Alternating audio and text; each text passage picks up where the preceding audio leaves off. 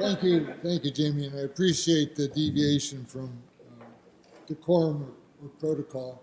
Speaking of that, Theo, I thought we had a plan that we were going to dress down for this event. Tricked again. Okay. I asked Jamie if I could say a few words about President Jasinski. And they've changed since I saw his introduction of me. We'll see how it all works out. Obviously I'm stepping in high cotton up here after the speakers that I've heard. Holy smokes, come on. What can I do? But I'll do my best. I'll speak from the heart. Listen, when Northwest loses President Jasinski, they're not losing one person. They're losing at least two, if not 2.5. Let's not forget Denise, who's a partner and a masterful contributor to the campus and the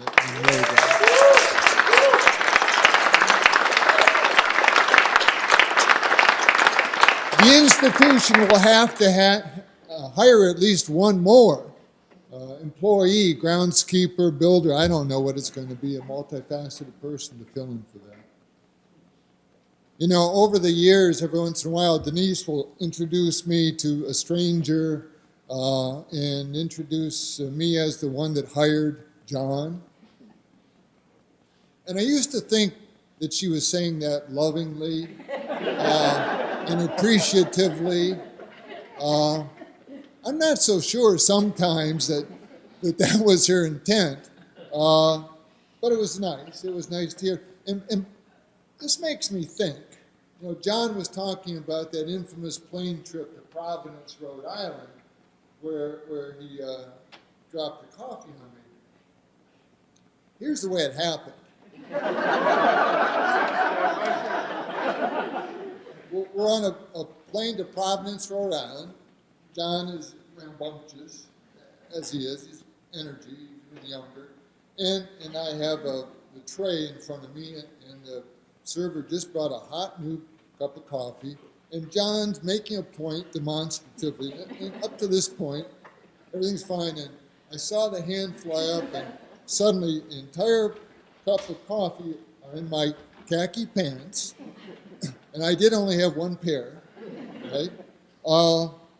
And I look at John, he's so distraught. He's so beside himself, genuinely, that I find myself consoling him. My underwear is full of hot coffee, and I'm consoling John.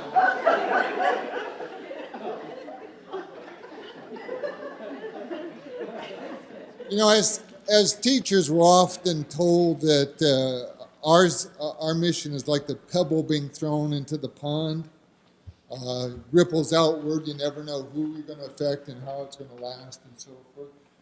Well, for John, it's a meteorite the size of a house hitting Mazingo Lake. And I honestly mean that. His accomplishments, his achievements over his duration here are nothing short of remarkable.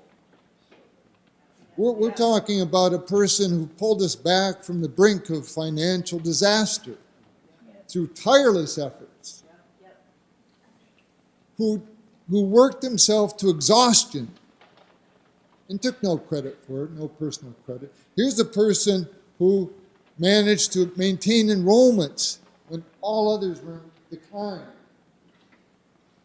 to maintain and advantage retention rates, to lead a building campaign that built new structures. Marvelous things. Incredible accomplishments. Now, is he without fault? Of course not. For one, President John Jasinski, Dr. J, he stole that name. That's right.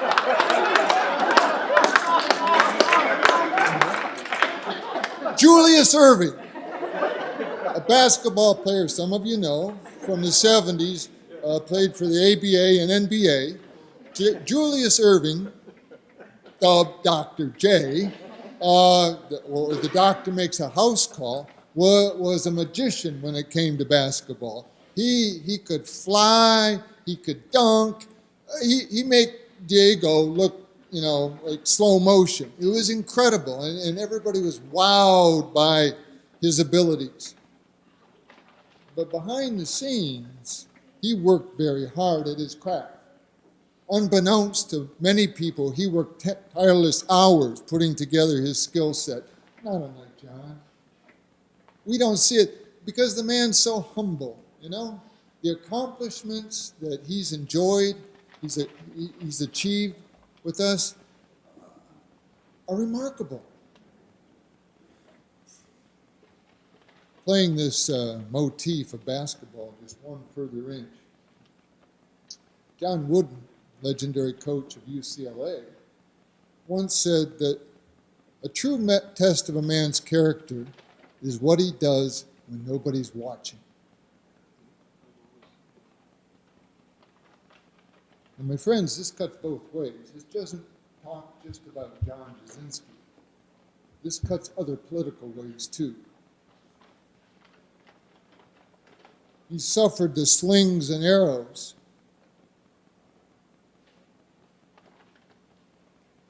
And maintained his dignity. Indeed, he has walked through the cannon smoke grinning. Humility to the 10th degree. It's always we. It's always the group. By the way, the most frightening words or email or message that a faculty or staff member can receive is you're now on the leadership team. You're predestined to have texts at 5 a.m. in the morning, called to meetings at all hours. But he genuinely believes that this is a group effort in his heart. It's remarkable. Come graduation, I guarantee you there will be a line of students who want to take selfies with John. I've never seen that before, not to that degree, because his ability to reach all levels, whether it's a groundskeeper or an administrator or a president of another institution, is phenomenal. And it's all genuine. There's no artifice. There's no, what's in this for me? He's doing because that's genuinely the way he feels in those acts of sacrifice. You walk down it's as bad as walking around town with Bio, for God's sakes. Hi, Bio. Hi, well, how are you doing, Bio? And it's so well-deserved. The same thing with John walking around town or on campus. He stops, he knows everybody's name, everybody wants to talk to him. And then while he's talking and he finishes, he reaches down and picks up a piece of litter and throws it in the basket. Without any expectations of follow-up. He does this. I could talk about Bob Woodward, the journalist. I could talk about Bob Woodward, who in 2007 wrote an article talking about democracy will die in darkness. Democracy will die in darkness. Yeah, I'm going there. Politically, those slings and arrows took a great toll. But through it all, he's maintained his dignity, his honor, and his character. When William Faulkner accepted the Nobel Prize for Literature, he talked about the eternal verities: honor, sacrifice, loyalty, compassion, and pity. John Jasinski manifests all of those characters to the foremost. Best president, modern president of Northwest Missouri's history, bar none. John, on behalf of me and the band, thank you so much. Yeah.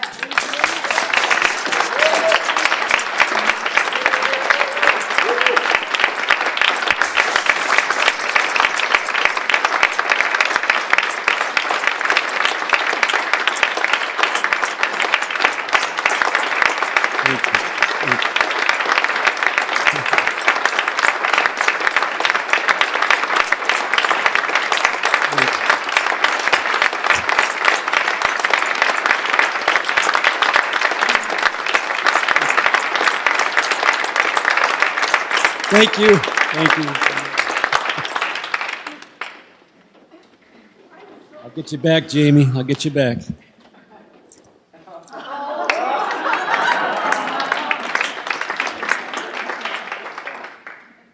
Friends, this is about some awesome faculty members. It's about Bearcat love. And as we close, I just want to ask the other retired faculty members who've retired previously, would you stand and please be recognized too? There's several in the audience. So Channing, Louise, Jody, Janice, Jim, Bob, Margaret, Greg. Thank you. Friends, we stand on the shoulders of so many great people, the retirees that are here, but also the ones that we're honoring today. We're so very thankful for your years of service, and as I think about it, and I think about Bearcat Love, you guys have provided your hearts to students, faculty, and staff alike. You, my friends, have had an unbelievable impact and an imprint on so many people, and we thank you very much from the bottom of our hearts. Stephen Jobs said, the only way to do great work is to love what you do. And watching you guys do your craft, it's very obvious that you have loved, that you love what you do. And we're so very thankful. That quote that says, show me a person that's smiling on Monday and I'll show you a retiree. Not next Monday, final exam Monday, but we're talking about the following Monday after that, after your grades are in. By 10 o'clock, right? Is it? Okay. So in closing, thank you for your time here today. Thank you for celebrating what we would all call icons, legacy makers, and beacons. You all deserve the very best, and we give you our Bearcat best. Thank you very much. Have a great weekend.